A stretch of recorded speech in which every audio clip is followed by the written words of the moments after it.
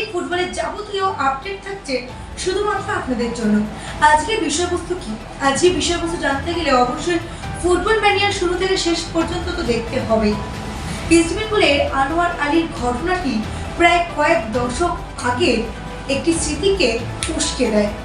ঘটনাচক্রে তখনও শিরোনামে ছিল ইস্টবেঙ্গল এবং তখনকার প্লেয়ার ছিলেন আলী। তবে তিনি কিন্তু আনোয়ার আলী নয়, তার নাম ছিল সাবির আলী। সেই সময় সাবির আলী ইস্টবেঙ্গলের মুম্বাই একটি ক্লাব থেকে সই করেন এবং তিনি নিয়মের নিগড়ে বাধা পড়ে যান। ইস্টবেঙ্গলের হয়ে খেলতে নামতে পারেন না তিনি লিগে। এই সময়ের মতন মানে আনোয়ার আলীর মতনও তাকে নিয়েও কিন্তু নানা রকম কোর্ট কাছারি করা হয়, তবে কোনো রকম কোনো ফল পাওয়া যায়নি।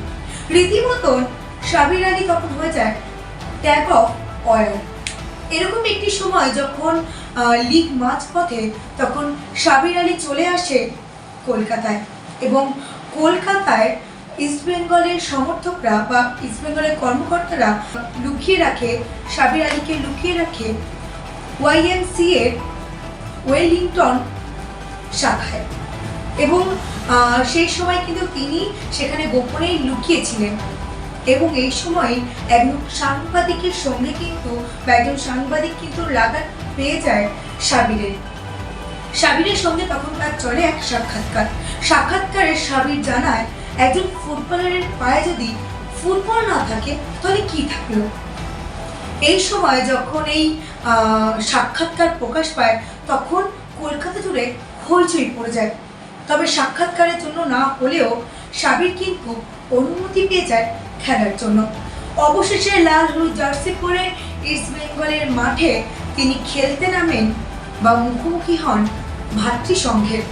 এই সময় মাঠে একেবারে সমর্থকদের হই হই, রীতিমতো আগের দিন রাত্রি থেকে সমর্থকরা লাইন দেয় টিকিটের জন্য। আর যখন সাবির আলী মাঠে নামেন তখন কিন্তু তার হাল হাবিকার দেখে বোঝাই যাচ্ছিল না যে আদৌ সাবির আলী নামছেন নাকি প্লে কিংবা মারাদোনা নামছে। রীতিমতো সমর্থকরা উপচে পড়ছে ভিড়ে এবং সকলের মুখে একটি রব সাবির আলী। সেই সময় ইস্টবেঙ্গলের হয়ে সাবির আলী খেললেন, কিন্তু আহামরি কিছু খেললেন না, তাতেও সন্তুষ্ট ছিলেন ইস্টবেঙ্গলের সমর্থকরা। এই সময় সাবির আলী যাই করছিলেন তাতেই তারা বেশ খুশি। কত সুন্দর স্লট জাম্প করছেন, দেখলেন? সেকেন্ড হাফের পরে সবটা দেখলি, মানে সাবির যাই করছে তাতেই তারা ভীষণ খুশি। অবশেষে বা অবশ্যই বলা যেতে পারে সবরই অপেক্ষার সাবির, এই কারণে তো এটা হওয়ারই কথা। তবে আনোয়ার আলীর কিন্তু সমস্ত বিষয় বা সমস্ত আপডেট জানতে হলে অবশ্যই দেখতে হবে বাংলার পালস টিভি। বাংলার পালস টিভিকে ফলো এবং সাবস্ক্রাইব করতে একদমই ভুলবেন না।